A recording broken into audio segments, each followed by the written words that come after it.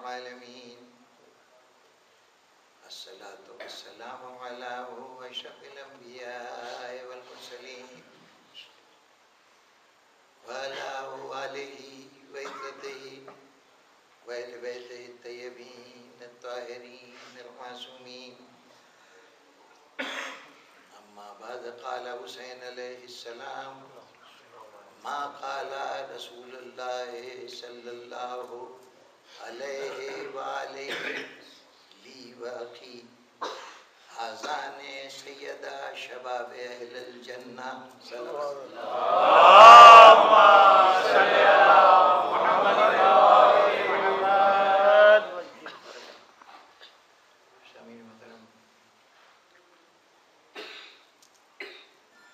روز عاشور امام حسین علیہ السلام نے نماز صبح کے بعد جب یزیدی لشکر سفارہ ہو چکا تو امام نے آغاز جنگ سے پہلے اتمام حجت کے لیے اپنا ناقہ منگایا اور اس پہ سوار ہو کر لشکر اعداء کے سامنے گئے. وہاں اپنے خطبہ ارشاد فرمایا. وہ خطبہ غیر معمولی اہمیت کا حامل ہے. مقصد حسینی کی بھی نشاندہی ہوتی ہے. امام حسین علیہ السلام کی مظلومیت کی بھی دلیل ہے. اس خطبے میں اور بہت سی باتوں کے علاوہ وہ جملہ جس کی تلاوت کا شرف حاصل کیا گیا وہ ایک سوال کے طور امام کی زبان پہ آیا. سبحان اللہ. کہ ما قال رسول اللہ صلی اللہ علیہ وآلہ لی و اخی, کیا جناب رسالت مآب صلی اللہ علیہ وآلہ وسلم نے میرے اور میرے بھائی کے لیے یہ نہیں کہا تھا کہ حاضان یہ دونوں سیدہ شباب اہل جنت, یہ دونوں اہل جنت کے سردار ہیں. یوں تو حدیث رسول اسی طرح حجت ہے جیسے کوئی قرآن مجید کی آیت ہر مسلمان کے لیے حد آخر ہے. حدیث میں قابل توجہ بات صرف اتنی سی ہے کہ یہ قول رسول ہے کہ نہیں. اگر قول رسول ثابت ہو جائے تو اس کے بعد اس سے انکار کرنا قرآن مجید کے انکار کرنے کے مترادف ہے. کیونکہ یہ کہ کفر ہے ایک قول رسول کو قول رسول مان لینے کے بعد, جان لینے کے بعد اس سے انکار کرنا یا اس حکم کو ماننے سے پہلو تہی کرنا. اب جب یہ قول زبان امام حسین علیہ السلام سے بیان ہو, یعنی راوی کوئی ایسا شخص نہیں کہ جس کے بیان پر شک و شبہ ہو سکے.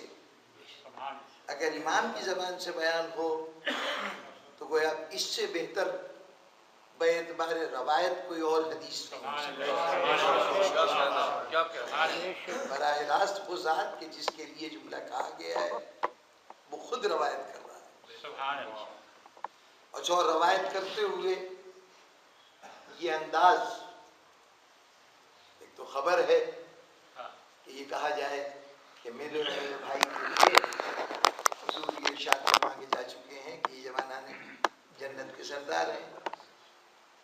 لیکن امام نے جس پیرائے میں گفتگو فرمائی ہے یہ انداز گفتگو اسی وقت ہوتا ہے جب کہنے والے کو اپنے قول کی تردید کا کوئی اندیشہ اور امکان نظر نہ آ، وہ لشکر جس کی تعداد کم سے کم 30,000 ہے، اس کے سامنے امام کہہ رہے ہیں کہ ما قال رسول اللہ صلی اللہ علیہ وآلہ وسلم، کیا نہیں کہا تھا رسول اللہ صلی اللہ علیہ وآلہ وسلم نے میرے لیے اور میرے بھائی کے لیے؟ یہ سوال کا یہ انداز بتا رہا ہے کہ امام کو معلوم ہے کہ انہوں نے یہ خبر سن بھی رکھی ہے اور اس کی سچائی پر یقین بھی ہے۔ کوئی جرت نہیں کر سکتا کہ یہ کہے کہ نہیں ایسا نہیں کہا۔ یہ اعتماد اپنے طور پر اس قول کے وزن کے لیے کافی ہے۔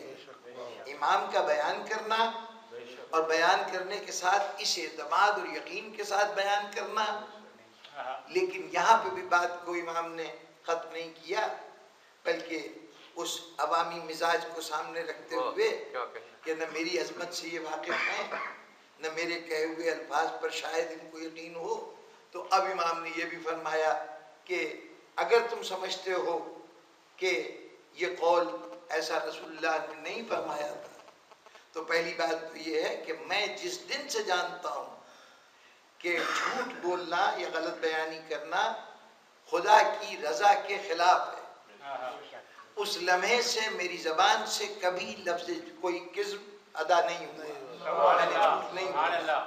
اب یہ عجیب سی بات امام نے کہی، یہ نہیں کہا کہ جب سے میں سن شعور کو پہنچا ہوں مجھے یاد نہیں، جب سے میں جانتا ہوں کہ خدا کی نگاہ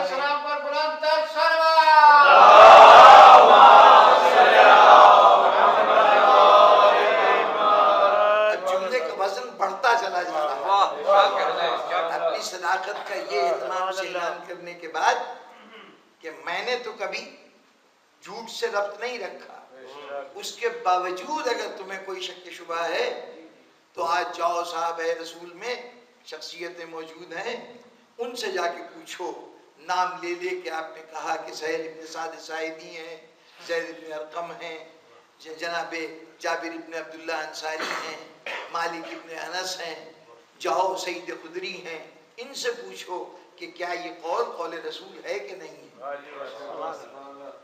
اب امام کا اس اہتمام سے اس قول کو اس مرحلے پر پیش کرنا اپنے طور پر قول فضیلت ہے، امام کے مقام کی نشاندہی کرتا ہے، آپ کی منزلت کی نشاندہی کرتا ہے۔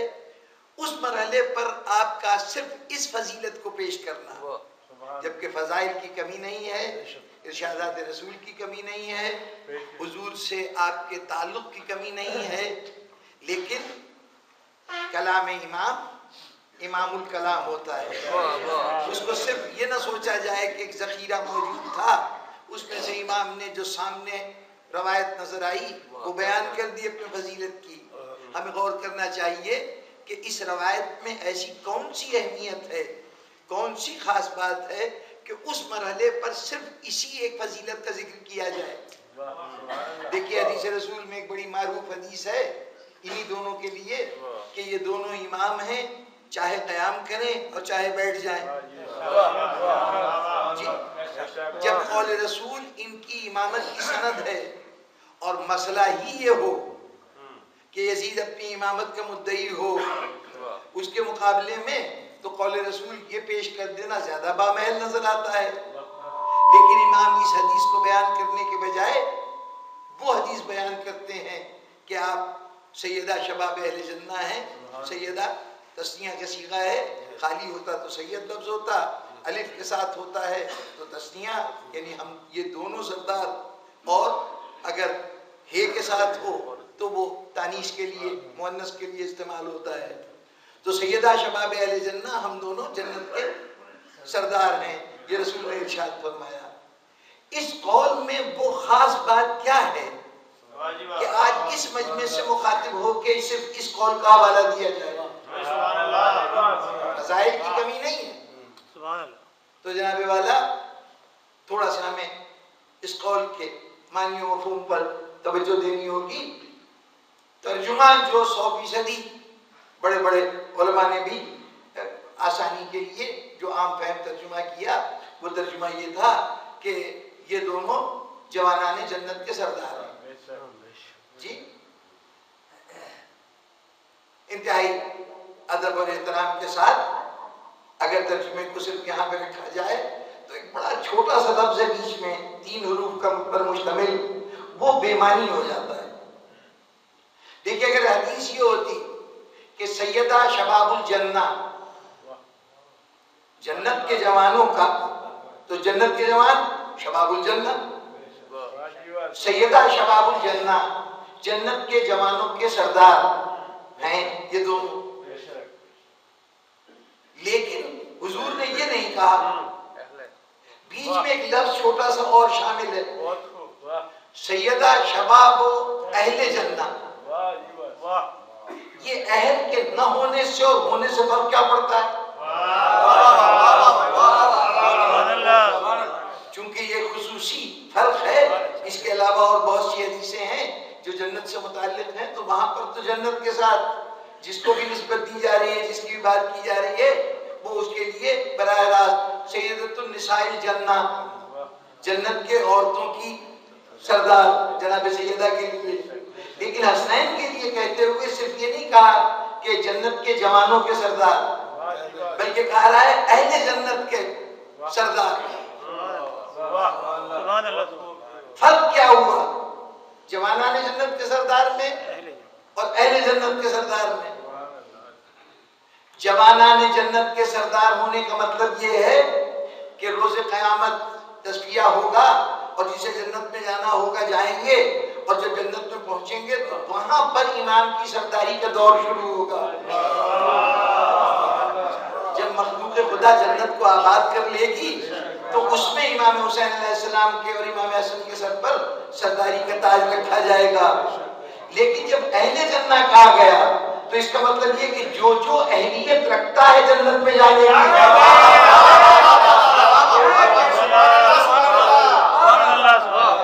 اور اہلیت جنت میں جا کے نہیں ثابت ہوتی، اہلیت تو اسی وقت تک ہے. اہل کا لفظ تو اسی وقت تک استعمال ہوگا نا کہ ابھی تک جنت میں پہنچا نہیں ہے. جنت میں پہنچ گیا تو جنت میں ہو گیا. اہل اس وقت ہے جب ابھی جنت میں داخل نہیں ہوا. اور وہ کون سا دور ہے؟ اس دنیا کا دور ہے. تو گویا ارشاد کا مطلب یہ ہے کہ جو جو خود کو اہل جنت کی صف میں رکھنا چاہتا ہے اس کے لیے سرداری حسنین قبول کرنا چاہتا ہے.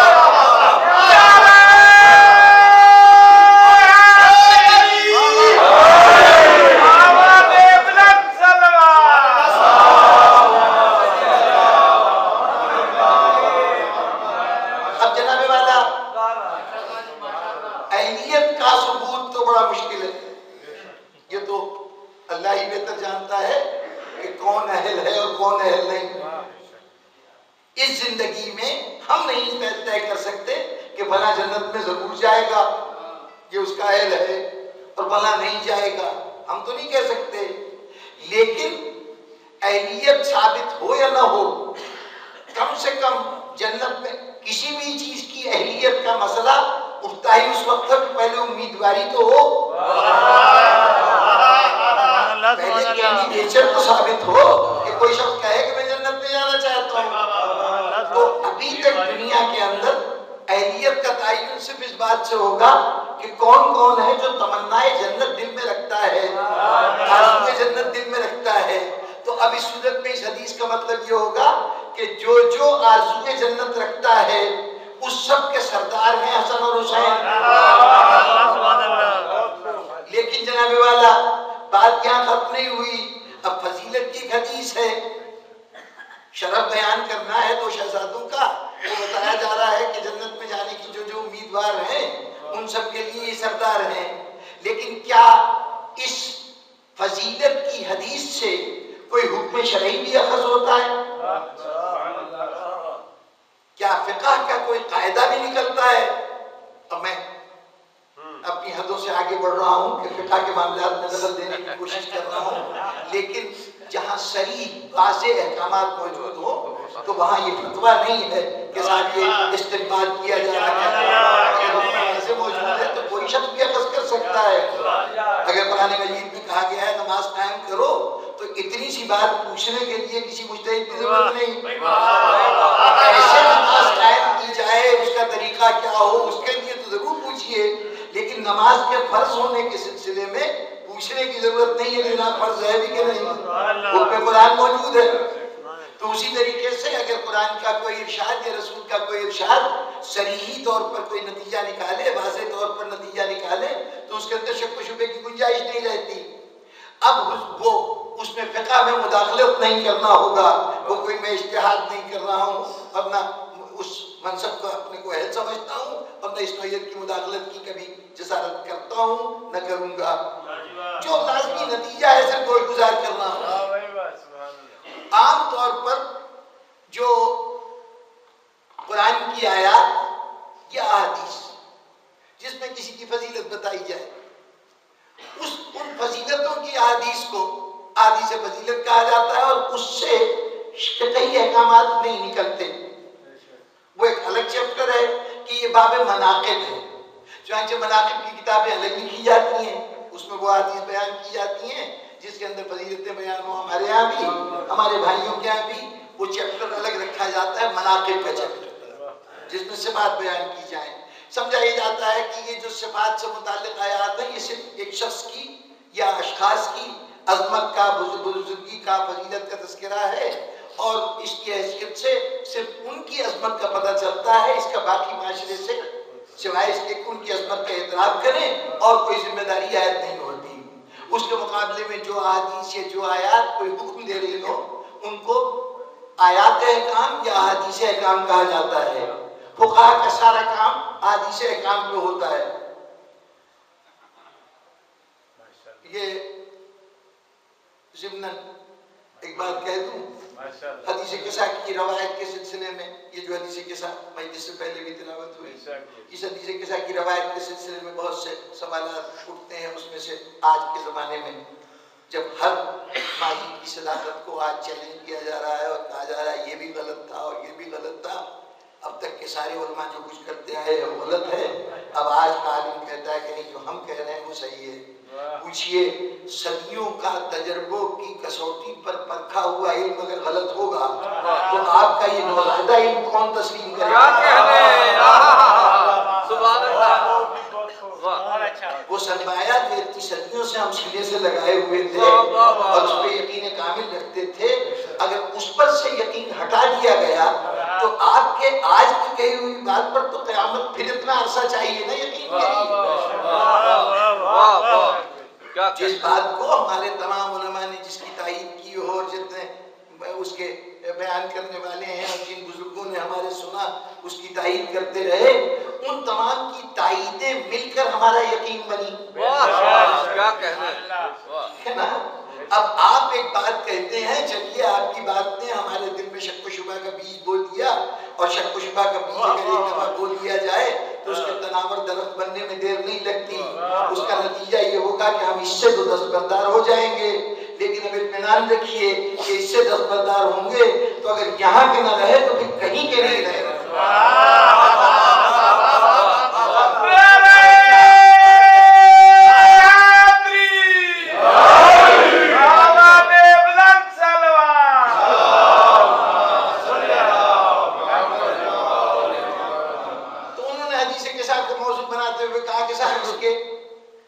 اس کا اسناد کا سلسلہ یعنی جن راویوں سے ہم تک پہنچا ہے وہ اتنا قابل اعتماد نہیں. اب یہ ایک الگ بحث ہے کہ قابل اعتماد ہے یا نہیں. صورت احوال تو یہ ہے کہ اگر اس اسناد کی بات کی جائے، اگر اس اسناد کا انکار کیا جائے جس سے حدیث قصہ ہم کو پہنچی ہے، اگر اس کو ہم نہ مانیں گے تو پھر شیعت کی کوئی بات بھی قابل قبول نہیں رہ جائے گی. اس لیے کہ ہمارے جتنے جید علماء ہیں ان سے یہ روایت ہوتی رہی ہے، وہ یہاں کا موضوع بھی نہیں ہے اور اس وقت بالکل غیر متعلق بات ہے. مجھے تو صرف ایک پہلو کی طرف توجہ دلانی ہے کہ اس کے راویوں میں جو روایت ہوئی ہے، جن شخصیتوں نے روایت کی ہے، اس میں وہ بڑے بڑے نام شامل ہیں، جیسے شیخ صدوق علیہ رحمہ، شیخ مفید علیہ رحمہ، شیخ توسی علیہ رحمہ. یہ وہ شخصیتیں ہیں کہ جنہوں نے وہ 4 بنیادی احادیث کی کتابیں ترتیب دی ہیں جو ہماری کتب اربع کہلاتی ہیں، جن کی احادیث کی بنیاد پر ہمارے تمام فقہ کے مطالب وہیں سے حاصل ہوتے ہیں۔ ان میں یہ حدیث موجود نہیں ہے۔ وہ جو 4 حدیث کی کتابیں ہیں ہماری کتب اربع جو کہلاتی ہیں، اصول کافی، من لا یعذر الفقیہ، الاستبصار اور تہذیب الاحکام، یہ 4 کتابیں ہیں۔ ان کے جو ترتیب دینے والے ہیں وہ اس حدیث کے راوی تو ہیں، انہوں نے جہاں سے جب روایت ہوئی تو ان سے ہی روایت لی گئی، لیکن انہوں نے اپنی اس کتاب میں درج نہیں کیا۔ تو اس مسئلے کو بعض لوگوں نے اعتراض کی بنیاد بنایا کہ اگر وہ روایت کر رہے تھے اور لوگوں کو زبانی سنا رہے تھے تو انہوں نے اپنی کتاب کا حصہ کیوں نہیں بنایا؟ تو میں مختصر سے لفظوں میں یہ وضاحت کر دوں کہ یہ جو کتابیں ہیں ہماری کتب اربع، یہ کتب مناقب نہیں ہے، کتب احکام ہے۔ یہ جو ہمارے عقائد اور ہمارے اعمال ہیں ان کے متعلق احادیث جمع کی گئی ہیں، توحید کے متعلق احادیث، عقیدے کے متعلق احادیث وغیرہ، اور پھر اس کے بعد نماز کی احادیث اور زکوٰۃ کی احادیث اور روزے کی احادیث، یعنی جتنے اصول دین اور فروع دین ہیں ان کے سلسلے میں احادیث جمع کی گئی ہیں۔ یہ جو فضائل کے پہلو ہیں اس سے چونکہ قانون اخذ نہیں ہوتا، اس لیے اس کتاب میں ان کتابوں میں شامل نہیں کیے گئے۔ اس کے لیے ان شخصیتوں نے الگ کتاب لکھی، جیسے علامہ شہر آشوب کی مناقب شہر آشوب، وہ ایک جامع کتاب ہے جس میں وہ فضائل جمع کر دیے گئے۔ تو فضائل کو اصول کی کتابوں میں نہیں دیکھا جاتا۔ جو اصول کی کتابیں ہیں وہ ہمارے احکام بتاتی ہیں۔ اگر نماز کے متعلق کوئی حدیث ہے تو ضرور وہاں دیکھیے، روزے سے متعلق کوئی حدیث ہے تو وہاں دیکھیے، کسی کی شان میں حضور نے کیا ارشاد فرمایا، اس کا مقام و مرتبہ کیا بتایا، وہ ضمناً کہیں ذکر آ جائے تو آ جائے، اس کا موضوع نہیں ہوتا۔ تو حدیث کے ساتھ چونکہ فضائل اہل بیت کا وہ سمندر ہے، وہ بیان مسلسل ہے جو زبانی قدرت کی طرف سے ہوا ہے، اللہ نے وہ فضائل بیان فرمائے ہیں، تو اس کے لیے ہمیں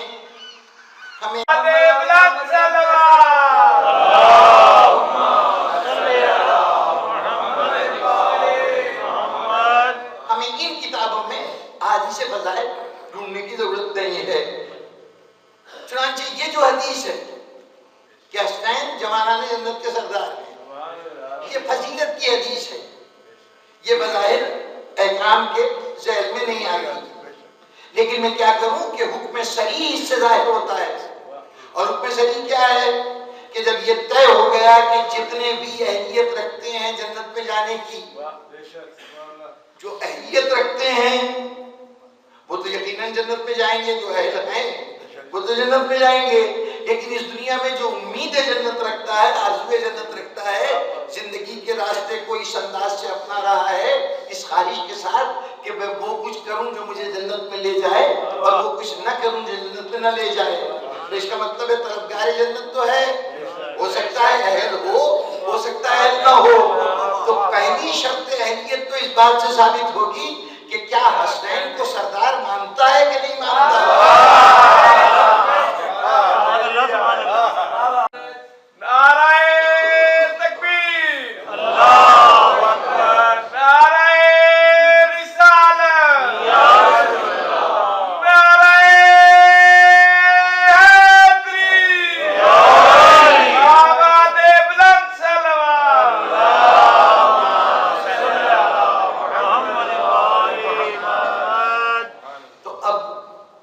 سرداری کو تسلیم کرنا شرط اول ہے اس حدیث کے مطابق۔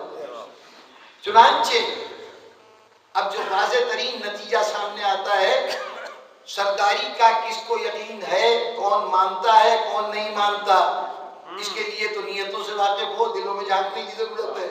کیسے پتہ چلے گا کہ یہ حسین کی سرداری کو مانتا ہے، حسن کی سرداری کو مانتا ہے یا نہیں مانتا؟ ماننے کے لیے زبانی تو سبھی کہتے ہیں، آپ بھی کہتے ہیں ہم مانتے ہیں، ہمارے بھائی بھی کہتے ہیں ہم مانتے ہیں، لیکن کیا سرداری کو تسلیم کرتے ہیں؟ یہ محض اس قول سے واضح نہیں ہوتا۔ ایک چیز بحثیت معلوم ہو سکتی ہے، ماننے کا شاید پتہ نہ چل سکے، یہ دل کا معاملہ ہے، نہ ماننا تو ایسی چیز ہے کہ یہ تو بہت اور نظر آ سکتا ہے۔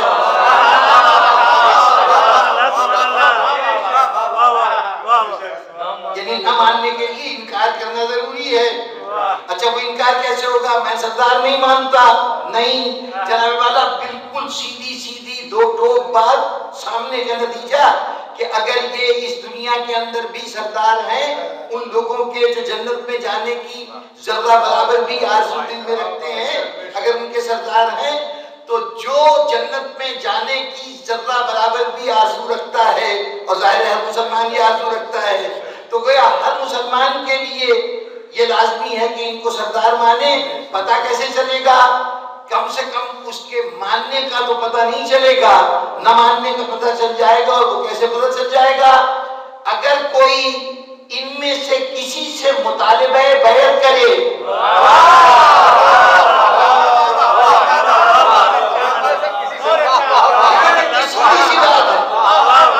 سردار ہیں، اگر مطالبہ بیعت کیا تو کہنے کا مطلب ہے مجھے سردار تسلیم کرو، مجھے سید تسلیم کرو. جس نے مطالبہ بیعت کیا، اب اس کے لیے کوئی اور حدیث ہو یا نہ ہو، کوئی اور قرآن کی آیت ہو یا نہ ہو، کسی اور مفتی کا قول ہو یا نہ ہو، یہ طے ہے کہ یہ جہنمی ہے.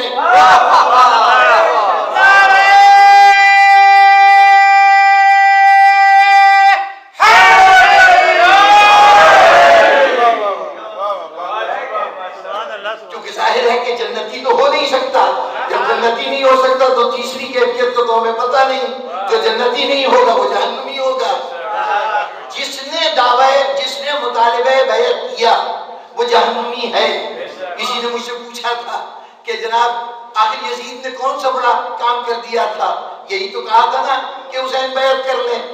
معمولی سی بات تھی، اس کے اوپر اتنا آپ لوگ شور کرتے ہیں. میں نے کہا حسین نے بھی کون سا کام کیا تھا؟ یہی تو کہا تھا میں نہیں کرتا.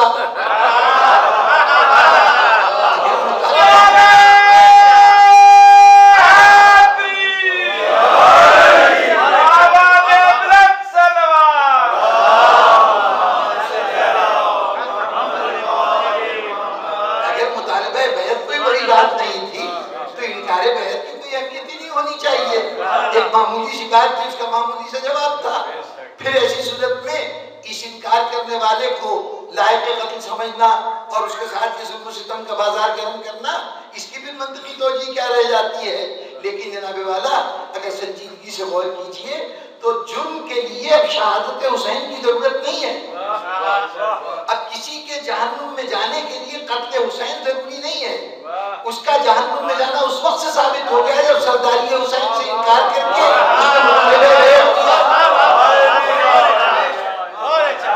اب کمزور حوالے مت ڈھونڈتے پھریے کہ صاحب وہ حضور کی ایک حدیث تھی کہ روم کے شہروں میں سے کسی شہر پر جو کوئی حملہ کرے گا وہ جنتی ہوگا.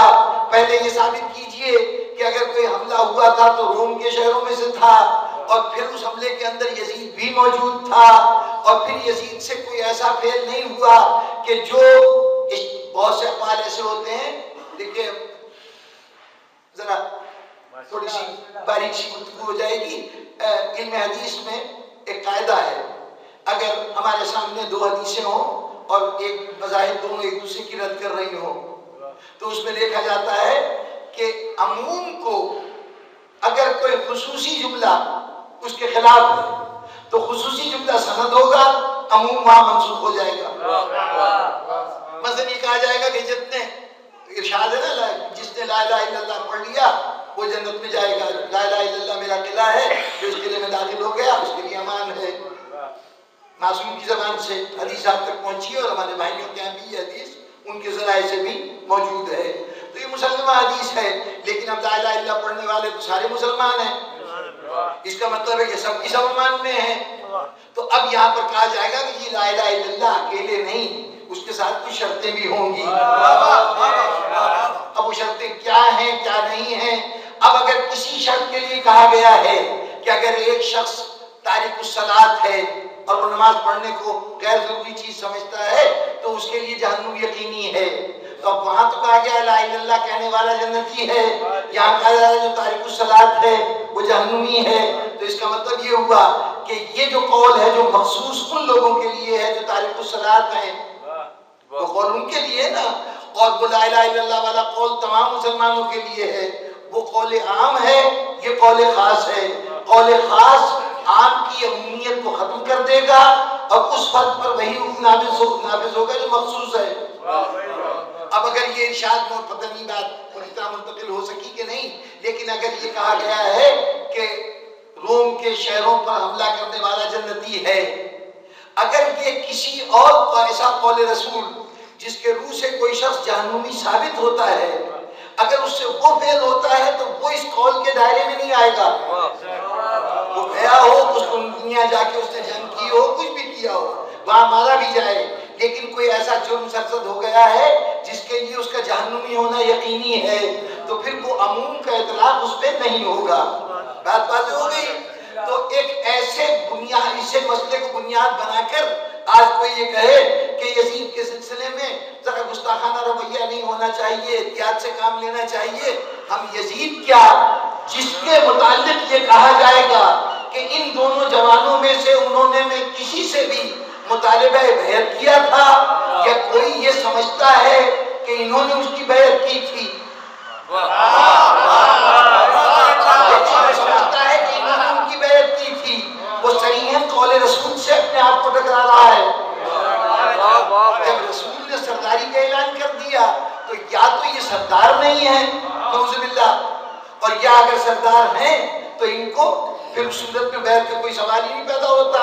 میں تو سمجھتا ہوں یہ کہ اکیلی حدیث، یہ حدیث جہاں ان کو جہنمی ثابت کرتی ہے جنہوں نے ان سے مطالبہ بیعت کیا، وہاں یہ بھی ثابت کرتی ہے کہ یہ ہستیاں کبھی کسی غیر کی بیعت کر ہی نہیں سکتی۔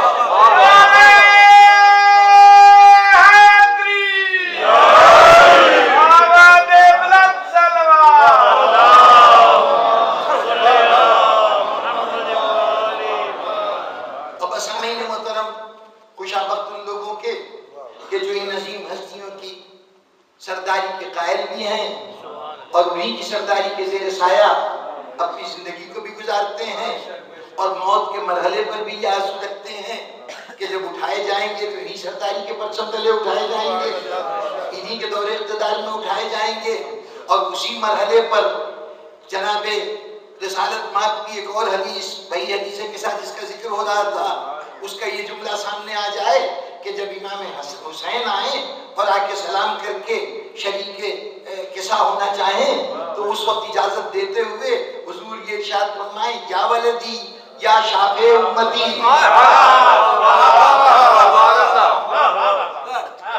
جنتی ہونے کے لیے، کوالیفائی کرنے کے لیے ان کی سرداری قبول کرنا ضروری تھی، لیکن جنت میں جاؤ گے تو کس مقام پہ جاؤ گے، کس حیثیت پہ جاؤ گے؟ وہاں تو درجے ہیں نا بے پناہ، تو کہیں ایسا تو نہیں ہے کہ گناہوں نے، کوتاہیوں نے پہنچا تو دیا وہاں پر، لیکن ان کوتاہیوں نے کسی بلند درجے پہ جانے نہیں دیا، یہ گناہ راستے میں رکاوٹ ہو گئے۔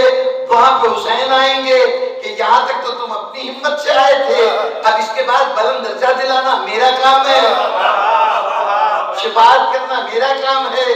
بزرگان محترم، ہمارے لیے یہی اطمینان کافی ہے کہ ہم اس حسین سے وابستہ ہیں کہ جس کی دنیا میں سرداری قبول کی جائے تو آخرت کی نجات کا سامان ہو جاتا ہے، شفاعت کا سامان ہو جاتا ہے، اور جب ہم میں سے کوئی دنیا سے جاتا ہے تو ہمیں ہر چند کے آج کے دور میں یوں تو ہمارے لیے شہادت اتنی عام ہو گئی ہے، میدان جہاد کی شہادت یعنی غیر طبعی طریقوں سے موت اتنی عام ہو چکی ہے کہ اب خبر یہ ہے کہ کوئی طبعی طریقے سے دنیا سے چلا گیا، کوئی مومن اگر فطری ماحول میں دنیا سے رخصت ہوا تو یہ حیرت کی بات ہے، ورنہ ہمارے لیے تو جگہ جگہ پر دام بچھے ہوئے ہیں اور یہ اہتمام ہے کہ یہ زندگی کے مدت طبعی طریقے سے پوری نہ کرنے پائیں، لیکن جناب والا آپ چاہے ہمیں غیر طبعی طریقے سے دنیا سے رخصت کرائیں یا قدرت ہمیں موقع دے، ہمیں دونوں صورتوں میں ہمارا یہ اطمینان اپنی جگہ پہ موجود ہے کہ دیکھیے ہم نے تو راہ شہادت کو پہلے ہی منتخب کر لیا ہے۔ وہ حدیث آپ حضرات نے بارہا سنی، ایسی مجالس میں اکثر وہ ہوتا ہے کہ من مات علی حب آل محمد فقد مات شہیدا، جو محبت آل محمد میں مر گیا وہ شہید مرا، چاہے بستر پہ مرا ہو، چاہے میدان جہاد میں مرا ہو، چاہے سر راہ انتقال ہوا ہو، کہیں انتقال ہوا، کہیں دنیا سے گیا، وہ محبت آل محمد میں مرا۔ اچھا یہاں پر ذرا ایک لمحے کے لیے رک کے سوچئے کہ یہ جو اعلان عام کر دیا گیا کہ جو بھی محبت آل محمد میں مرا وہ سیدھا وہ شہید ہو کے مرا، تو اب شہید تو وہ بھی تھے جو بدر کے میدان میں شہید ہوئے، شہید وہ بھی تھے جو احد کے میدان میں شہید ہوئے، سید الشہداء جناب حمزہ جیسی شخصیتیں، پھر کیا کہنے اس شہداء کی جماعت کے جس کا ہر فرد الگ الگ دنیا کے باقی شہیدوں کا سید الشہداء ہے۔ حسین جب سید الشہداء ہیں تو صرف شہیدوں کے سید و سردار نہیں ہیں، کیونکہ یہ کہ ہر سید الشہداء دنیا میں جتنے بھی گزرے ہیں، چاہے وہ احد کے سید الشہداء ہوں اور چاہے کربلا کے حسین کے وہ ساتھی جن کی اکیلی شہادت دنیا کے تمام شہیدوں کے لیے باعث افتخار ہے، وہ باعث سعادت ہے، ان کی شہادت ان سب کے سید الشہداء ہیں۔ تو یہ جتنے سید الشہداء ہیں یہ بھی شہید راہ خدا، اور وہ ہم بھی جو بستر پر مر گئے ہم بھی سید الشہداء، ہم بھی شہید کم سے کم۔ تو اب یہ دل میں خیال پیدا ہوتا ہے کہ وہ راہ حق میں جہاد کر کے دنیا سے جانے والے اس زحمتیں اٹھا کر مصائب جھیل کر اپنے جان سے گزرنے والے، اور ہم جو یوں آرام سے بستر پہ لیٹ گئے اور اس حالت میں دنیا سے رخصت ہوئے، تو ہم دونوں میں برابری کیا ہے؟ وہ بھی شہید ہم بھی شہید۔ جناب والا یہاں سوچنا پڑے گا کہ در حقیقت شہادت ہے کیا؟ ہم سمجھے کہ شہادت نام ہے جان دینے کے طریقے کا، شہادت جان دینے کے طریقے کا نام ہے، ہم یہ سمجھے یعنی اگر کسی کی تلوار سے گردن کٹ جائے تو شہید، کسی گولی کھا کے مر گئے تو شہید، زہر کھا کے کسی نے زہر دے دیا اس سے مر گئے تو شہید، اور اگر بستر پہ جان گئی تو شہید نہیں۔ گویا جان جانے کا طریقہ شہادت ہے۔ اگر جان جانے کا طریقہ شہادت ہے تو شہادت کا اعزاز دلانے کا شرف تو اس کو حاصل ہوا جس نے یہ غیر طبعی طریقے سے ہمیں موت سے ہمکنار کیا۔ بھئی جس کی وجہ سے ہی بلند مرتبہ ملا وہ تو وہ ہے نا جس کے تلوار سے، جس کی گولی سے، جس کی کسی ذریعے سے ہم اس منصب پہ فائز ہوئے ہیں۔ یہ تو وہ جملہ ہے جو عمر ابن عبدود نے خندق کے میدان میں کہا تھا کہ سنا ہے کہ تمہارے یہاں یہ کہا جاتا ہے کہ جو تم میں سے میدان جنگ میں مارا جائے گا وہ جنت میں جائے گا، تو آؤ میں تمہیں جنت دیتا ہوں۔ یہ اس کا دعویٰ تھا، ورنہ جنت دینا اس کا کام نہیں ہو سکتا جو قتل کر رہا ہو، جو خود جہنمی ہو وہ دوسرے کو جنت کیا دے گا؟ تو جناب والا شہادت مرنے کے طریقے کا نام نہیں ہے۔ اب اس پہ بات کروں تو بہت سے پہلو سامنے آئیں گے۔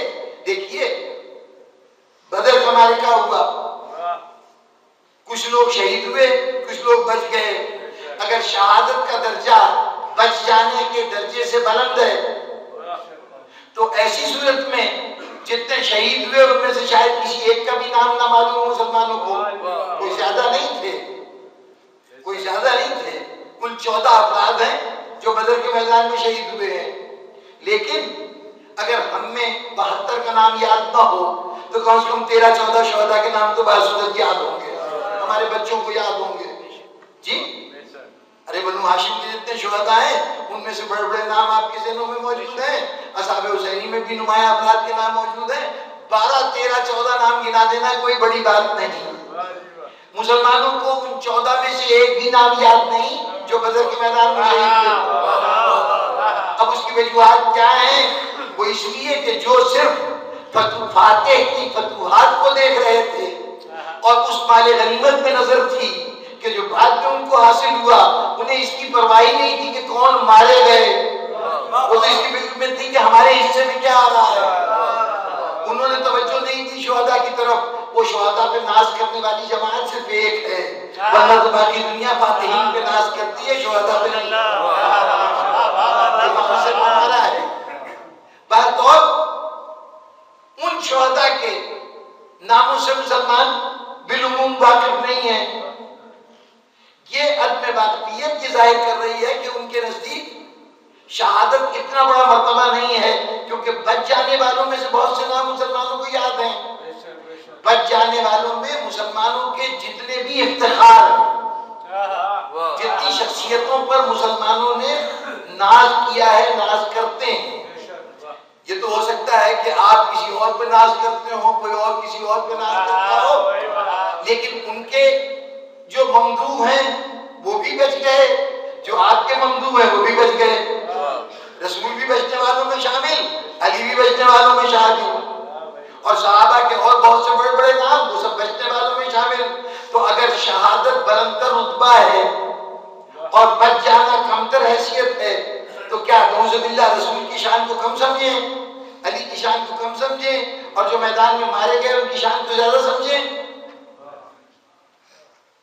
شہادت جان دینے کے طریقے کا نام نہیں ہے، اس لیے کہ جان دینا کسی کے اختیار میں ہے ہی نہیں. جان دینا کس کے اختیار میں؟ کتنے افراد ہیں کہ جو برستی گولیوں میں جسم چھلنی ہو جاتا ہے پھر بھی بچ جاتے ہیں. قاتل تو چاہتا تھا کہ مار دے لیکن نہیں مار سکا. کتنے ہیں کہ خودکشی کے لیے ارادہ کرتے ہیں، دریا میں چھلانگ لگاتے ہیں، کوئی اور حربہ استعمال کرتے ہیں، لیکن موجیں آتی ہیں اور ایک جھٹکے سے کنارے پہ پھینک دیتی ہیں، نہیں مرتا. نہ اپنی خواہش سے مر سکے نہ دوسرے کی کسی خواہش سے مر سکے. یہ تو اللہ کے اپنے اختیار میں ہے. جو چیز اس کے اختیار میں ہے وہ ہمارے لیے باعث فخر نہیں ہو سکتی. بھائی دیکھیے، فخر ہوتا ہے، ناز ہوتا ہے اس کام پر جو میں نے کیا ہو، جو مجھ پر مسلط کر دیا گیا ہو، اس کے اوپر تو فخر نہیں. خدا نے کسی کو موت کیسے دے دی یہ اس کی مرضی ہے. ہمارا کام اس بات پہ ناز کرنے کا نہیں کہ جی فلاں اس طرح سے مرا، فلاں اس طریقے سے مرا. جیسے یہ اکثر کہا جاتا ہے جی فلاں کو جمعے کو موت آئی، بڑی نصیبوں والا تھا. ارے بھائی جمعے کو موت اپنی مرضی سے آئی تھی، اس کا بس چلتا تو نہ معلوم کتنے جمعے اور گزار دیتے، مرنے پہ آمادہ نہ ہوتا. جی تو موت پر نہ اختیار تھا، نہ موت اپنے ارادے سے ٹالی جا سکتی ہے، نہ اپنے ارادے سے بلائی جا سکتی ہے. تو جب موت ہمارے اختیار میں نہیں تو شہادت کا رتبہ حاصل کرنا میرے اختیار میں تو نہ ہوا. بات کو ختم کروں، شہادت جان دینے کا نام نہیں ہے. دیکھیں ایک بات اور کہہ کے پھر نتیجہ حاصل کر دوں. حضرت اسماعیل خنجر تلے گردن رکھی، خنجر چلا، لیکن انجام کیا ہوا؟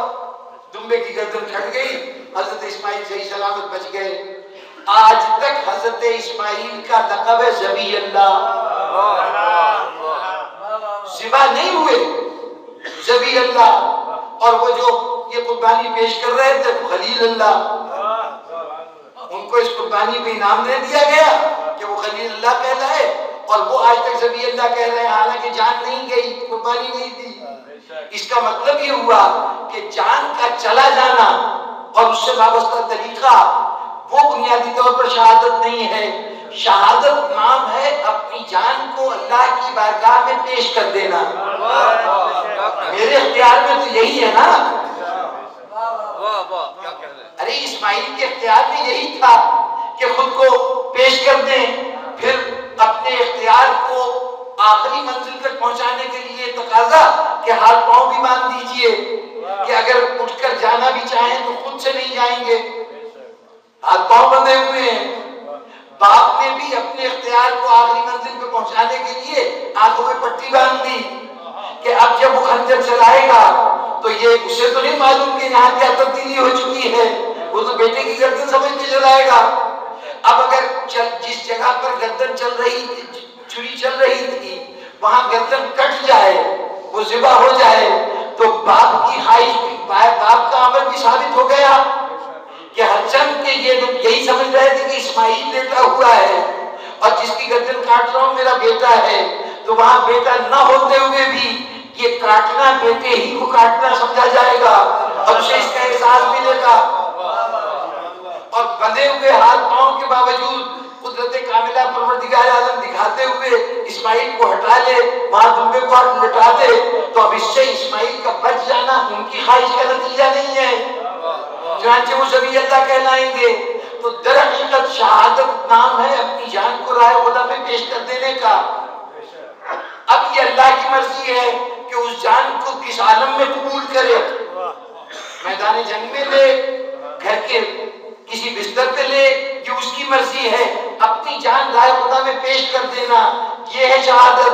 اسی لیے میں کہتا ہوں کہ علی کی شہادت کے لیے سن 40 ہجری کے 19 رمضان کی ضربت کا انتظار نہ کرو، علی تو اس دن شہید ہو گیا تھا جب 40 تلواریں کھینچی ہوئی تھیں اور علی اطمینان سے تلواروں کا سائے چھوڑ رہا تھا۔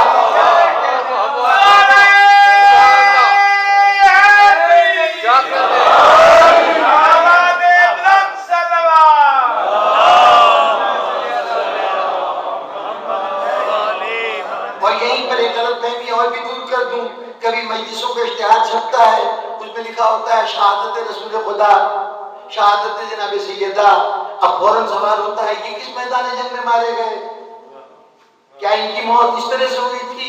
جناب والا، شہادت کا لفظ ہر اس کے لیے استعمال ہو سکتا ہے جس کے لیے یقین کامل ہے کہ اس نے کبھی اپنی زندگی کو اپنی نہیں سمجھا، ہمیشہ اس کی امانت۔ اب یہ اس کی مرضی ہے، کوئی مصلحت ہے اس کی کہ اسماعیل بچ جائے، ورنہ باپ نے بھی کوئی کسر نہیں چھوڑی، اسماعیل نے بھی کوئی کسر نہیں چھوڑی۔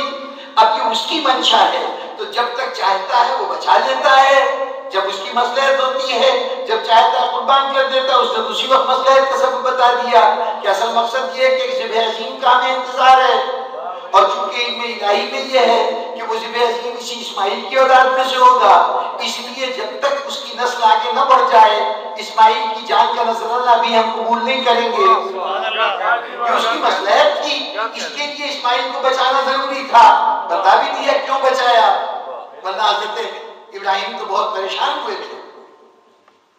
جو ان کی پریشانی تھی اس کی تسلی کے لیے کہا گیا تھا کہ ابراہیم تو نے خواب سچا کر دکھایا، قد صدقت رویا، تو نے اپنا خواب سچا کر دکھایا، یہ تسلی دینے کی بات تھی، اس لیے کہ اس سے پہلے تاریخ کا ہمیشہ کا باب یہ تھا، ہر تاریخ کا یہ تذکرہ مسلسل تھا کہ جب راہ خدا میں مخلصانہ قربانی دی جاتی ہے تو وہ قربانی قبول ہونے کا مطلب یہ ہوتا ہے کہ وہ خرچ ہو جائے۔ حابیل قابیل کا واقعہ میں آپ کو معلوم ہے نا کہ وہاں پر دونوں نے اپنی نظر پہاڑ پہ لے جا کے رکھی تھی، تو آسمان سے شعلہ یا بجلی کے یہ گری اور ایک کی نظر اس کے اندر خاکستر ہو گئی، ایک کی نظر صحیح سلامت رہی، جس کی صحیح سلامت رہی اس کو جا کے مبارکباد دیجیے کہ بھائی تمہاری نظر تو بچ گئی، تمہارا پیسہ بچ گیا یا تمہارا سرمایہ بچ گیا، لیکن کیفیت یہ ہے کہ وہ سر جھکائے جا رہا ہے، اور جس کی جل کے خاکستر ہو گئی وہ مطمئن اور خوش جا رہا ہے۔ کیوں کہ جس کی خاکستر ہو گئی اس کا خاکستر ہونا دلیل ہے کہ قربانی قبول ہو گئی۔ قربانی میں بچا کے نہیں خوش ہوا جاتا، قربانی تو نام ہی ہے لٹا کے خوش ہونے کا۔ تو اس لیے حضرت ابراہیم کے لیے حیرت کی بات تھی، کیا میرے خلوص میں کمی تھی؟ پروردگارہ میرے عمل میں کوئی کوتاہی ہو گئی، کوئی گستاخی ہو گئی کہ میری نظر واپس ہو گئی؟ اس پر جواب دیا گیا نہیں، دل چھوٹا نہ کرو، تم نے اپنا خواب سچا کر دکھایا، یہ ہماری مصلحت ہے کہ کوئی ذات آنے والی ہے، اس کے لیے یہ تمام ہے۔ بہرطور جناب والا کہنے کا مقصد یہ ہے کہ راہ حق میں اپنی جان کو خدا کے لیے وقف کر دینا کہ پروردگارہ تیری مرضی ہے، جب چاہے جس جگہ چاہے قبول کر لے، یہ منزل شہادت پہ فائز ہو جانا ہے۔ اب جو کہا گیا کہ وہ شخص جو محبت آل محمد دل میں رکھتا ہے وہ اگر دنیا سے چلا جائے تو شہید جاتا ہے، چاہے طریقہ مرگ کیا ہو، تو اس کا مطلب یہ ہوا کہ محبت آل محمد کا اپنے دل میں بسانے کا دوسرا مطلب یہ ہے کہ اپنی جان کو اللہ کی راہ میں پیش کر دینا۔ محبت آل محمد کا مطلب ہی یہ ہے کہ اپنی جان کو راہ خدا میں وقف کر دینا۔ اب موت کہاں آئے اور کیسے آئے ہمیں نہ اس طریقے کی پرواہ ہے، نہ ہمیں یہ پریشانی ہے کہ ہم کیوں مارے جائیں گے۔ یا تو کوئی طریقہ ہو کہ موت ٹل جائے، کوئی طریقہ ہو کہ موت ٹل جائے، تب تو ٹھیک ہے کہ آج اتنا اہتمام کر لیا جائے کہ آج دشمنوں کے تیر ہم تک نہ پہنچ سکیں، وہ ہم ان کا نشانہ نہ بن سکیں۔ لیکن جب معلوم ہے کہ مرنا تو ہے اور مرنے کے لیے عمر کی کوئی قید نہیں، بچپنے میں بھی موت آتی ہے، جوانی میں بھی آتی ہے، بڑھاپے میں بھی آتی ہے، تو ایڑیاں رگڑ رگڑ کر بستر پہ مرنے کے بجائے اللہ نے اگر میدان جنگ میں چند لمحوں میں ہماری جان کو، ہماری روح کو قبض کر لیا تو اس سے بڑھ کے اطمینان کی بات اور کیا ہو سکتی ہے؟ تو ہمارے لیے رایت میں شہید ہونا کوئی پریشانی کی بات نہیں. فکر وہ کریں کہ ہمیں تو مرنا تھا، ہم نے تو جان رائے خدا میں پیش کر دی تھی، لیکن وہ یزید کی صف میں داخل ہو گئے ہماری جان لے کر. یاد رکھیے کہ ظالم نقصان ظالم کا ہوگا، مظلوم کا تو کوئی نقصان نہیں. اسے تو بہر صورت جان دینی تھی، کیوں نہ مرتا، کسی اور طریقے سے مرتا، آج نہ مرتا کل مرتا. ذرا غور فرمائیے کہ اس مختصر سی زندگی میں، اس کائنات کے اتنے بڑے نظام میں ہماری زندگی کی حیثیت کیا ہے؟ 2 سال 4 سال 10 سال 20 سال سینچریاں گزر جائیں تب بھی اس کائنات کی وسعت کے مقابلے میں کوئی حیثیت نہیں رکھتی عمر کی. تو اگر 70 سال میں نہیں 60 سال میں چلے گئے، 60 سال میں نہیں 50 سال میں چلے گئے تو جانا ہمارے لیے کسی پریشانی کا باعث نہیں. ہاں ان کے لیے ضرور ہے کہ جن کے دامن پہ لہو کے داغ نظر آ رہے ہیں، جن کے ہاتھ قتل بے گناہ میں رنگین ہوئے ہیں، وہ یقیناً اس قابل ہیں کہ زمانے کی بھی بلاوت کا سامنا کریں اور قیامت کے دن اس نعمت سے تو یقینی طور پر محروم ہے جس کا نام جنت ہے. آج یہ اب بہت سی باتیں ایسی آ جاتی ہیں کہ جب تک صاف لفظوں میں نہ کہا جائے بات کو پہنچانا مشکل ہوتا ہے، خاص طور پر دور جدید کی جب کرنٹ افیئرز کی بات ہو رہی ہو تو اس میں حوالے واضح طور پہ دینے پڑتے ہیں. آج کل ماہرین بیٹھتے ہیں اور طرح طرح کے تبصرے فرماتے رہتے ہیں. تو وہ دہشت گردی پر ایک گروہ ہے جو بڑا زور شور سے اصرار کرتا ہے کہ جناب ان دہشت گردوں سے مذاکرات ہونے چاہیے. اب جب ان سے کہا جاتا ہے کہ جناب کس بات پہ مذاکرات کیے جا رہے ہیں، یہ جو ہزاروں آدمی مارے جا رہے ہیں، یہ جو کوئٹہ میں مارے گئے، جو کراچی میں مارے گئے، اب اس پہ ایسے لوگوں سے کیا مذاکرات کیے جائیں؟ وہ کہتے ہیں نہیں صاحب وہ دہشت گردی اور ہے، اس کو بلال الگ رکھیے، یہ فرقہ وارانہ دہشت گردی ہے. اس دہشت گردی کی ہم بات کر رہے ہیں کہ جو عین اسلام کے لیے ہو رہی ہے اور جہاد ہو رہا ہے اور وغیرہ وغیرہ، اس کے سلسلے میں ان سے بات چیت ہونی چاہیے. اب یہ سمجھ میں نہیں آیا کہ وہاں بھی بے گناہ مارے جا رہے ہیں، اگر پولیس کے لوگ مارے جائیں، اگر فوج کے لوگ مارے جائیں بے جرم و خطا، تو ایسی صورت میں وہ بھی بے گناہ، اور یہ جو فرقہ واری کی بنیاد پر مارے جا رہے ہیں یہ بھی بے گناہ. جب سارے بے گناہ ہیں تو پھر اس پہ یہ درجہ بندی کیسے کہ یہ اور قسم کے دہشت گرد ہیں، وہ کچھ اچھے دہشت گرد ہیں، کچھ برے دہشت گرد ہیں. یہ دہشت گردی کی بھی 2 قسمیں آج کے زمانے میں ہیں. اور یہ جو اچھے دہشت گرد ہیں، کیوں اچھے دہشت گرد ہیں؟ جناب ہمارا دشمن نمبر 1 امریکہ ہے، اور یہ امریکہ کے ہاتھ جو ہم نے اپنی قومیت کا سودا کر لیا ہے یہ اس کا رد عمل ہے. تو بھائی اس کا رد عمل ہے تو جاؤ امریکیوں کو مارو، جاؤ امریکہ سے جنگ کرو، امریکہ کے ویزے لے لے کر وہاں رہنے کی تمنا تو رکھتے ہو. یہاں امریکہ کے اوپر سے دشمنی، اور اس دشمنی میں مارے کون جا رہے ہیں؟ اس قوم کے افراد جن کا کوئی تعلق نہیں ہے. ارے اگر تمہیں امریکہ سے ایسی دشمنی ہے تو جہاں سے تم جان لینے کا سبق سیکھ کر آئے ہو، جہاں سے تم نے اس مبینہ جہاد کا درس حاصل کیا ہے، وہاں جاؤ کہ آج انہیں اپنی بادشاہت کو بچانے کے لیے امریکی فوجوں کو اپنے ملک میں ٹھہرا رکھا ہے. پہلی بات تو یہ ہے کہ کسی غیر ملکی فوج کا اپنے گھر میں بلا کے رکھنا یہ ظاہر کر رہا ہے کہ وہاں پر ان کی ذات کو خطرہ ہے، یا اسلام ان کو خطرہ ہے تو اسلام کو خطرہ ہے. تو پہلے تو جا کے ان کو خطرے سے بچاؤ. وہ امریکہ کے احسان مند ہو رہے ہوں، ان سے تم بچانے کے لیے تم جا کے اپنی خدمات وہاں پیش کرو کہ جناب ہم آپ کے محافظ ہیں. یہاں بلا کر تو تم امریکہ سے جنگ کر رہے ہو اور وہاں امریکہ کو لے آ کے رکھا ہے کہ خانہ خدا کی حفاظت کرے. خود تو کفر کی پناہ دو، اور ہمارا کفر سے بقول تمہارے کچھ تعلق ہو تو اس کے اوپر سارا الزام ہمارے ساتھ سر رکھا جائے. جناب والا یہ تمام باتیں، یہ تمام حربے در حقیقت اپنے آپ کو اہل ظلم میں داخل کرنے کے مترادف ہے. یہ کوئی یہ نہ سمجھے کہ اس طرح سے ظالموں کا دفاع کر سکے گا. یاد رکھیے مظلومیت ایک ایسی چیز ہے کہ اس کا اثر ہو کر رہنا ہے. یہ کچھ یوں سمجھیے کہ اللہ نے جو وعدہ کیا ہے کہ وَسَيَعْلَمُ الَّذِينَ ظَلَمُوا أَيَّامَ يَنقَلِبُونَ، یہ ظالم جو ہے یہ قریب دیکھ لے گا کہ اسے کس مقام پہ پلٹایا جاتا ہے۔ اس کا مطلب ہے کہ انجام کار مظلوم کامیاب ہوگا، ظالم کو شکست ہوگی۔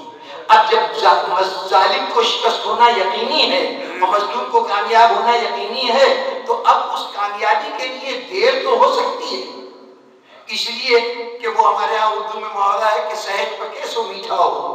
اگر جلدی کھاؤ گے تو سوائے اس کے کچا کھاؤ، اس کے بجائے انتظار کرو، صبر کرو، نتیجے میں جو کامیابی حاصل ہوگی وہ کامیابی 2 دن کی کامیابی نہیں ہوگی۔ حسین کے نقش قدم پر چل کر کامیابی حاصل کرنی ہے تو اس طرح کی کامیابی حاصل کرو کہ آج کیفیت یہ ہو کہ وہ جو کل اتنے بڑے تخت و تاج کا مالک تھا، اتنا بڑا سلطان، اتنا بڑا بادشاہ جس کے نام کو شریعت کا جز بنا دیا جائے، وہ یزید کا نام گالی بن جائے، یہ کوئی معمولی بات نہیں ہے۔ کبھی حسین کی حکومت، یہ ظاہری حکومتیں اس اعتبار سے حسینیوں کی حکومتیں نہیں رہیں، انہوں نے ذہن نہیں بنائے، انہوں نے انسانوں کی تربیت نہیں کی کہ وہ جو اپنے عقائد و نظریات میں یزید کو کل امیر المومنین کہہ رہے تھے، وہ آج یزید کو لائق ملامت سمجھیں اور اس کے نام کو لینا بھی اپنے لیے عیب شمار کریں۔ یہ رویہ کیسے پیدا ہوا؟ یہ مظلومیت کی وہ فتح ہے جو صدیوں کا سفر طے کر کے اب انسانیت کا مزاج بن چکی ہے۔ اس لیے آج بھی ظلم کی فراوانی کو پریشان ہونے کی ضرورت نہیں ہے، اپنے سردار سے وابستہ رہو، انشاءاللہ طریقہ وہی ہونا چاہیے جو سردار کا طریقہ ہے۔ ظلم کا مقابلہ ظلم کے حربوں سے نہیں، ظلم کے حربے ہیں گردنیں کاٹنا، خون بہانا، لوٹنا، مارنا، یہ ان کے حربے ہیں، یہ حربے مظلوم کے حربے نہیں ہوتے۔ مظلوم مال و دولت نہیں لوٹتا، مظلوم انسانوں کے ضمیروں پر فتح حاصل کرتا ہے، انسانوں کی سوچ پر اثر انداز ہوتا ہے، انسان کی فکروں کو اپنا ہم خیال بناتا ہے۔ بس اگر اپنی مظلومیت کی جنگ مظلومیت کے حربے سے جاری رکھو گے، تم نے بارہا دیکھا کہ جب کبھی میدان میں تم نے اکثریت کے طرز عمل کو اپناتے ہوئے کچھ دیر کے لیے ان کی تقلید کی تو سوائے بدنامی کے اور کچھ حصے میں نہیں آیا، لیکن جس دن تم نے حسینی طریقہ کار اختیار کیا، میں حسینی کیوں کہوں، حسین کا طریقہ تو جان دے دینے کا تھا، بچ جانے والوں کے لیے۔ جان دینے والوں کا راستہ اور ہے، ان کا راستہ کربلا میں ختم ہوتا ہے، ان کی منزل کربلا ہے، لیکن جو بچ جاتے ہیں ان کے راستے میں کوفہ ہے، ان کے راستے میں شام ہے، اور ان کی قیادت کی ذمہ دار سید سجاد ہے، جناب زینب ہے۔ ان کے طریقے پہ عمل کیجئے، مصائب کی فراوانی رہے، مصائب کی شکایت نہیں ہے۔ کوئی ایک روایت بتائیے کہ یہ کہا ہو کہ یزید تو نے بہت ظلم کر لیا، بہت زیادتی کر دی، اب ہمیں رہا کر دے، ہمیں چھوڑ دے۔ کسی مرحلے پر کسی نے بھی رہائی کی تمنا نہیں کی، پیش نظر تھا تو محض مقصد حسینی تھا، تشدد کے بغیر اپنی جنگ لڑی، اور وہ کیسے کہ جو مصیبتیں آتی رہیں اسے صبر کے ذریعے سے ان کا سامنا کرو۔ صبر بے بسی کا نام نہیں ہے، صبر طاقت رکھتے ہوئے حق کے راستے میں آنے والی مصیبتوں کو برداشت کرنے کا نام ہے۔ اسے چھوڑا جا سکتا ہے، حسین بیعت کر سکتے تھے، بیعت کرنے سے ان کی زندگی بھی آسان ہو جاتی، اور آج آپ کہتے ہیں نماز بچا لی، روزہ بچا لیا، ارے حسین اگر بیعت کر لیتے تو ان کی نماز میں کیا رکاوٹ آ جاتی؟ وہ حج جو چھوڑنا پڑا کیا حسین بڑے اہتمام سے ادا نہ کر دیتے؟ نہیں، حسین نے اگر نماز بچائی ہے تو اپنی نماز نہیں، آپ کی نماز بچائی ہے، روزہ بچایا ہے تو آپ کا روزہ بچایا ہے، حج بچایا ہے تو آپ کا حج بچایا ہے، اپنا حج قربان کر کے، اپنی نمازیں تیروں کے سائے میں ادا کر کے، یہ آپ کا بچایا ہے۔ مصائب کو برداشت کیا ہے تب آج نماز باقی ہے، تب آج روزہ باقی ہے، حج باقی ہے۔ بس ان کے راستے پہ چلنے کا مطلب یہ ہے مصیبتیں برداشت کرو، اس میں بے قابو ہونے کی ضرورت نہیں ہے۔ انشاءاللہ آج ہم وہ دیکھ رہے ہیں کہ جو بڑی بے اتنائی سے ہماری لاشوں کو دیکھ کر خاموشی سے گزر جایا کرتے تھے، جو یہ بتانے کے لیے تیار نہیں تھے کہ یہ مرنے والے کا مسلک کیا ہے، کس گروہ سے تعلق رکھتا ہے. کیا آپ کو یہ تبدیلی غیر معمولی محسوس نہیں ہوئی کہ اس سے پہلے ہمارے مرنے والے کا کہ مسلک کا اظہار نہیں ہوتا تھا؟ اگر کسی ذریعے سے مسلک کا اظہار ہو رہا ہو تو اس اضافی حوالے کو بھی نظر انداز کر دیا جاتا تھا. کوئٹہ میں اگر ایک علاقے کے لوگ ایسے ہوں کہ جو اپنی شکل و صورت اور اپنے ماضی کے اعتبار سے اس مسلک سے تعلق رکھتے ہوں تو جب ان کے یہاں کوئی واقعہ ہو جائے، یہ جب دوسرا حادثہ ہوا ہے تو میں نے خود اپنے گنہگار کانوں سے ٹیلی ویژن پہ خبر یہ سنی کہ وہاں بازار میں دھماکہ ہوا جس سے اتنے افراد ہلاک ہوئے. افراد کی قومی شناخت نہیں بتائی گئی کہ کہیں سے یہ نہ پتہ چل جائے کہ یہ کون ہے. یہ اور بات ہے کہ کچھ دیر کے بعد چھپانا ممکن نہ رہا اور کہا گیا کہ یہ ہزارہ تھے جو مارے گئے. پہلے یہ بتانا بھی ضروری نہیں سمجھا جاتا تھا کہ یہ ہزارہ ہیں. جہاں کیفیت یہ ہو جائے کہ کسی اعتبار سے ان کے مسلک کا اعلان نہ ہو، یہ نہ بتایا جائے کہ ان کے آدمی شہید ہوئے، وہیں پر ابھی تازہ ترین واقعہ کراچی میں ہوا. اس واقعے کے اندر اب آج تاریخ میں آج اخباروں میں دبی دبی زبان سے جملہ آتا ہے کہ مرنے والوں میں 20 ایسے افراد بھی شامل تھے جو دوسرے مسلک سے تعلق رکھتے تھے. لیکن اب شیعت نے اس حد تک ذہنوں پر قبضہ کر لیا ہے کہ اگر دھماکہ ہوا ہے تو اس میں اب یہ نہیں دیکھا جائے گا اور کتنے ہیں، اب یہ بتایا جائے گا سب شیعہ تھے. یہ تبدیلی محسوس کی نا آپ نے؟ یہ فتوحات ہیں، مظلومیت کی فتوحات. اس جنگ کو اسی مظلومیت سے جاری رکھیے اپنے طریقے سے. یاد رکھیے ہم کسی مقام پر بھی کسی کے مقلد نہیں ہیں. دوسری اقوام کی بات کر رہا ہوں، دوسرے مسلکوں کی بات کر رہا ہوں، اکثریت کی بات کر رہا ہوں. ان کا اپنا طریقہ ہے، انہیں اپنے معاملات طے کرنے کے لیے جو طریقے راس آتے ہیں وہ ہمیں راس نہیں آتے. وہ تو جس چیز کو چاہیں گے اپنے اکثریت کے بلبوتے کی بنیاد پر آؤ ہاتھ کھڑا کر لیتے ہیں، فیصلہ ہو جائے گا کہ کون جیتا کون ہارا. لیکن ہم ہاتھ کھڑا کرانے سے اپنی حقانیت ثابت نہیں کر سکتے. ہم تو صرف حق پر ثابت قدم رہ کر اپنے آپ کو حق پر ثابت کر سکتے ہیں. بس جناب والا یہ ساری گفتگو تھوڑے سے یوں کہیے کہ غبار تھا جسے نکال لیا. ہمارے لیے یہی بات بڑی ہے کہ ہم حسینی ہیں اور حسین کو اس راستے میں چل رہے ہیں جہاں موت کسی شکل میں آئے ہمارے لیے قابل قبول ہے. جب تک زندہ رہیں ہمارا کام یہ ہے کہ حسین مشن کے لیے کام جاری رکھیں. یہی ہمارے اس مرحوم کی صفت تھی کہ جب تک زندہ رہے، جب کبھی موقع ملتا تھا اپنے گھر پہ فرش اعلیٰ بچھاتے تھے. مجھے جب اپنے ماضی کو یاد کرتا ہوں تو اپنے خطابت کے ابتدائی دنوں سے وہ ربط یاد ہے جو مرحوم کے ساتھ تھا کہ ان کے گھر کی مجالس میں خاص طور پر رمضان میں ایک اپنے والدین کی اشارے ثواب کی مجلس بہت عرصے سے کرایا کرتے تھے، اس کے اندر شرکت کا موقع ملتا تھا. اس وقت سے مکان بدلتے رہے، مقامات تبدیل ہوتے رہے، لیکن ان کے شوق اعضاء میں کوئی کمی نہیں آنے پائی. اور یہ کوئی تفصیلات آپ کو سماعت فرمائیں، یہ حسین کے مشن پر چلنے کا کام ہے، حسین کی سرداری کو قبول کرنے کا کام ہے، اپنے آپ کو اہل جنت میں شامل کرنے کا کام ہے. اب ایسے لوگوں کے دنیا سے چلے جانے کے طریقے پر ہم کوئی توجہ نہیں دیتے. ہمارے نزدیک یہ بھی اسی طرح شہید راہ خدا ہیں جیسے کسی گولی کے نشانہ بن کر مرنے والے اور محب آل محمد جو ہیں وہ راہ خدا کے شہید ہیں. بس بزرگان گرامی گفتگو میری ختم ہوئی. اب آخری 2 جملے سلسلہ مصائب میں عرض کروں کہ امام نے جو خطبہ دیا تھا نا، اس خطبے میں خصوصیت سے یہ کہا کہ جابر ابن عبداللہ انصاری ہیں ان سے پوچھ لو، سہیل ابن سعد ساعدی ہیں ان سے پوچھ لو، زید ابن ارقم ہیں ان سے پوچھ لو. یہ صحابہ کے نام لیے تھے. کسی نے نہیں پوچھا. کسی کو شک ہوتا تو پوچھتا، حسین کے قول میں کسی کو شک ہوتا تو پوچھتا. لیکن میں اسے تصرفات امامت کا جز سمجھتا ہوں کہ امام کے منہ سے ایک جملہ نکلا ہے کہ ان سے پوچھو یہ گواہی دیں گے. اب کوئی گواہی مانگے یا نہ مانگے ان پر واجب ہو جاتا ہے کہ گواہی دیں. یہ کون ہے حسین؟ وہ حسین جس کی ماں نے ایک مرتبہ یہ کہہ دیا تھا کہ بچوں تمہارے کپڑے درزی کے پاس ہیں.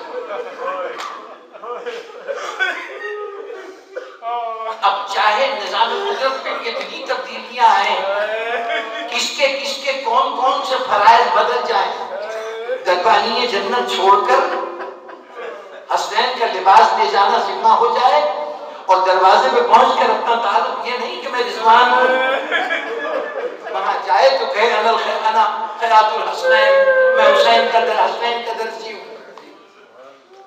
جب انہوں نے یہ کہہ دیا تھا تو اگر حسین نے کہا تھا کہ یہ گواہ موجود ہیں ان سے پوچھ لو، دنیا نہ پوچھے، ان گواہوں پر اب یہ قضاء و قدر پہ پابندی عائد ہو جاتی ہے کہ ان گواہوں سے گواہی دلوائے۔ اور یہ عجیب بات ہے کہ جتنے نام لیے تھے حسین ان گواہوں نے گواہی دی۔ کچھ گواہوں کا تذکرہ کروں۔ ابن زیاد کا دربار ہے، سر حسین تشت میں رکھ کر سامنے رکھا گیا، ابن زیاد کے ہاتھ میں چھڑی تھی،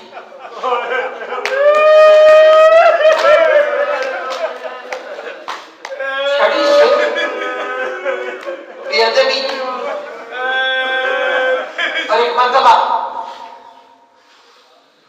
کیسے ادا کروں، ہونٹوں تک چھڑی لے گیا اور ایک جملہ کہا کہ حسین تمہارے دانت تو بہت خوبصورت ہے۔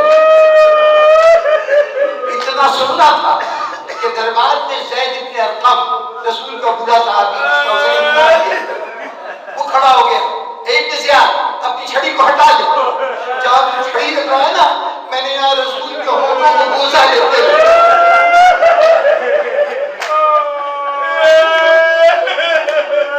یہ بڑے دستار میں عظمت حسین کی زید بن ارقم کی زبان۔ جابر بن عبداللہ انصاری واقعہ شہادت ہوا، مدینے میں تھے، عمر کافی ہو چکی ہے، سن 60 ہجری میں واقعہ 61 ہجری میں واقعہ شہادت ہو رہا ہے، اور یہ وقت ہجرت پوری طرح سے جوان تھے، تو گویا اب اچھی خاصی عمر ہو گئی ہے۔ اس بڑھاپے میں یہ امام کے ساتھ، ایک تو مدینے سے، یہ مدینے میں تھے، امام مکے سے نکلے ہیں اور مدینے کے بغیر تشریف لائے ہیں، تو یہ ساتھ نہیں آ سکے تھے۔ یہ شہادت کے 1 سال کے بعد سن 62 ہجری میں سرزمین کربلا پہ پہنچے، اور کہا جاتا ہے کہ امام کے قبر مبارک کے پہلے زائر ہیں۔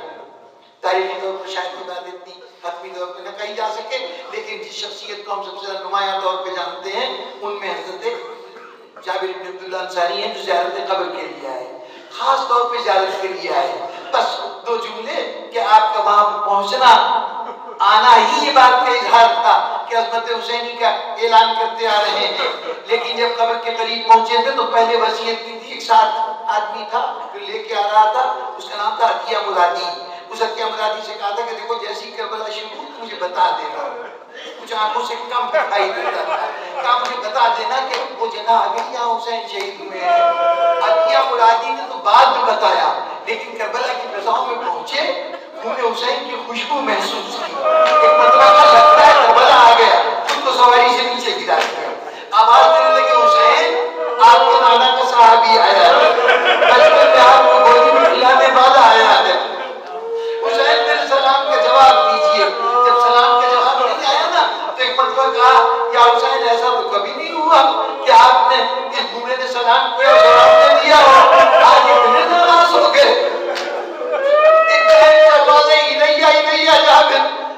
آواز سن کے آواز کے اوپر چلتے گئے، خود کو جا کے قبر پہ گرا دیا، یا حسین میری خطا معاف کر دے، میں اپنے بڑھاپے کی وجہ سے آپ کے ساتھ نہیں آ سکا، قربانی نہیں دے سکا، میری قربانی تو نہیں ہوئی، میری اس حاضری کو قبول کر لیں۔ ابھی یہ جملے کہہ رہے تھے تو یہ 20 صفر سن 62 ہجری کی بات ہے۔ یہ وہ دن ہے جب کاروان شام یہاں پہ واپس پہنچا ہے، تو اب قافلہ واپس آ رہا تھا، ایک مرتبہ قبر حسین سے لپٹے ہوئے تھے کہ قبر حسین سے آواز آئی جابر ادب سے کھڑے ہو جاؤ، علی کی بیٹی زینب میری زیارت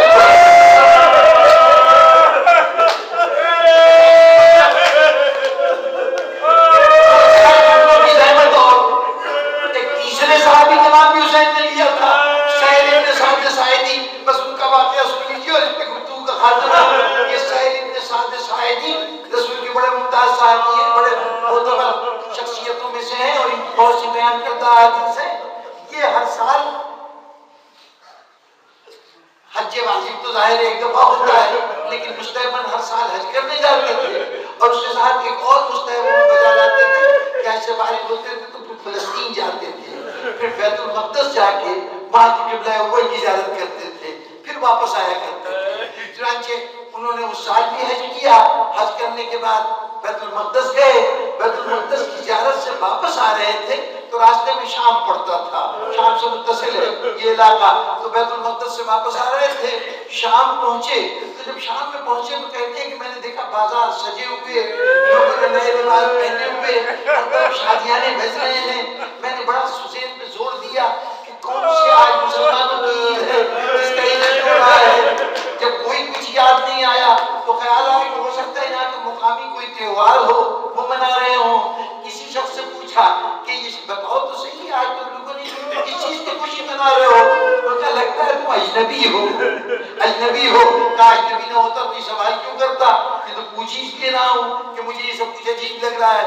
اس نے کہا تمہیں نہیں معلوم، ایک شخص تھا جس نے امیر المومنین یزید کے خلاف بغاوت کی تھی، آج اس باغی کو قتل کرنے کے بعد اس کا سر لائے جا رہے ہیں، اس کے اور اس کے ساتھیوں کے، اور اس کے گھر کے افراد کو گرفتار کر کے لایا جا رہا ہے۔ ہم یزید کی فتح کی خوشی میں یہ لباس پہنے ہوئے ہیں، یہ جشن منا رہے ہیں۔ جناب سہل بن سعد ساعدی صحبت رسول اٹھائے ہوئے، رسول کا زمانہ دیکھے ہوئے بڑے حیران ہوئے کہ رسول کے زمانے میں بھی کئی مرتبہ دشمن قیدی بھی ہوئے ہیں، دشمنوں کو شکست بھی ہوئی ہے، حضور کو فتح بھی ہوئی ہے، لیکن کبھی نہ تو قیدیوں کے جلوس نکلے ہیں، نہ کبھی ان کے اہل حرم کو گرفتار کیا گیا ہے۔ کہ کون سے ایسے سنگین مجرم تھے جن کے لیے پورا نظام اسلامی بدل گیا؟ پوچھا وہ قیدی کہاں ہیں؟ اس نے بتایا کہ وہ جو بابو سعد ہے نا، ابھی قافلہ ادھر سے داخل ہونے والا ہے۔ فرماتے ہیں کہ میں جا کے وہاں دروازے کے پاس کھڑا ہو گیا، اتنے میں کیا دیکھا کہ کچھ سوار آ رہے ہیں بڑی زور زور سے نعرے لگاتے ہوئے، پھر خوشی کی شادیانے بجاتے ہوئے، بینڈ لے کے چلے، وہ گزرے تو پھر کچھ لوگ گزرے جنہوں نے نیزوں پر سر اٹھا رکھے تھے۔ پھر میں نے دیکھا ایک نئی ہزار جوان اونٹوں کی قطار کو ہاتھ میں پکڑے ہوئے اور چلتا جا رہا ہے، اس کے اپنے ہاتھ گردن کے پیچھے بندھے ہوئے ہیں اور اس کے ہاتھوں میں اونٹوں کی قطار باندھ دی گئی ہے، وہ چلتا جا رہا ہے۔ پیچھے جو اونٹ آنے لگے تو میں نے دیکھا کہ اس پہ بیویاں بیٹھی ہوئی ہیں، بے مردوں چادر بیویاں بیٹھی ہوئی ہیں۔ ایک مرتبہ جوان کے چہرے پہ نظر پڑی تو دیکھ کے کچھ احساس ہوا کہ میں نے اس کو کہیں دیکھا ہے، دیکھا ہے۔ اب جو اپنائیت کا احساس ہوا، ذہن پہ زور دیا اور بے ساختہ کچھ خیال آیا تو فوراً لاہور پڑھا، بھلا یہ کیسے ممکن ہے کہ یہ چہرہ جو میں سمجھ رہا ہوں وہ چہرہ اور یہ بن جائے؟ ایسا نہیں ہو سکتا۔ یہ سوچ کے کہتے ہیں کہ میں آگے بڑھا، میں نے جا کے اس قیدی سے جو آگے سر جھکائے چل رہا تھا اس سے کہا کہ اے شخص ذرا مجھے یہ تو بتا کہ آپ ہیں کون، اپنا تعارف کرا دیں۔ اس نے سر اٹھایا، کہا چچا اس حالت میں آپ ہمیں کیسے پہچاننے دیں؟ آپ نے ہمیں کبھی اس حال میں دیکھا کہ تو پہچان سکے ہیں، میں وہی ہوں جو آپ کے ذہن میں خیال آیا ہے، میں حسین کا بیٹا علی بن حسین ہوں۔ سہل کہتے ہیں میں ایک دفعہ پریشان ہوں کہ میں نے پوچھا کہ بھئی یہ اونٹوں پہ کون ہے؟ کہا یہ رسول ذاتیاں ہیں، یہ علی کی بیٹیاں ہیں، یہ اونٹوں پہ سوار ہیں۔ سہل کہتے ہیں میری سمجھ میں نہیں آ رہا تو میں کیا کروں، میں کیسے اس وقت کس طرح سے اپنی جان کو ان کی خدمت میں پیش کروں، کیا میں کر سکتا ہوں؟ مخاطبوں نے پوچھا مولا مجھے بتائیے میں کوئی خدمت کر سکتا ہوں؟ امام نے فرمایا چچا سہل آپ کے پاس کوئی کپڑا ہوگا؟ انہوں نے سب کے رومال پہنتے تھے اٹھنے کے لیے تو اچانک خون کا دھارا نکلا، اتنے میں سپاہی آگے بڑھے، مجھے ہٹا دیا گیا۔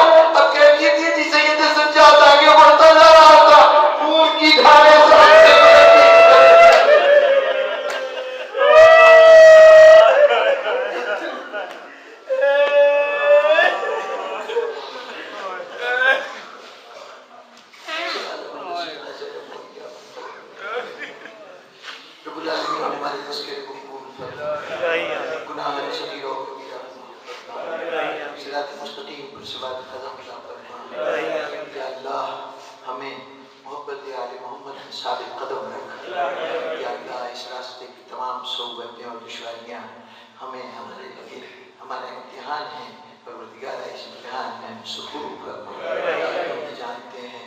جس راہ پہ چلنے والا، ہر تیری بارگاہ میں پہنچنے والا بہت عظیم درجات کا مالک ہے۔ ہم یہ کیا دعا کریں کہ ان کے درجات کو بلند فرما، یقیناً ان کے درجات بلند ہوں گے۔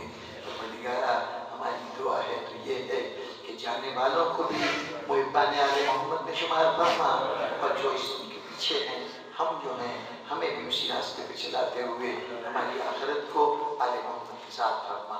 ہمارے نزدیک سب سے بڑا بلند درجہ کائنات کا وہی ہو سکتا ہے کہ جو آل محمد کی دامن کی وابستگی میں ہو، لواء الحمد کے زیر سایہ ہو، علی ہو، اولاد علی کے ہمراہی میں جس راستے پہ ہم چلیں گے وہی ہمارے لیے بلند ترین راستہ ہے، یا وہی درجہ بلند ترین درجہ ہے۔ یا اللہ ہمیں ان کی معیت عطا فرما۔ یا اللہ جناب محمد نواب مرزا صاحب حضرت علی حسین تھے، پروردگارا قیامت کے دن ان کو عزاداروں میں محشور فرما، مشن حسینی کے لیے اپنے آپ کو وقف کر دینے والوں میں شمار فرما، اور پروردگار عالم ان کے متعلقین پر اپنے فضل و کرم نازل فرما، اور انہیں بھی اسی جادے پہ ثابت قدم رکھ جس کے اوپر وہ ساری زندگی چلتے رہے ہیں۔ اللہم تقبل منا انکا انت السمیع العلیم۔ ایک سورہ فاتحہ اور ایک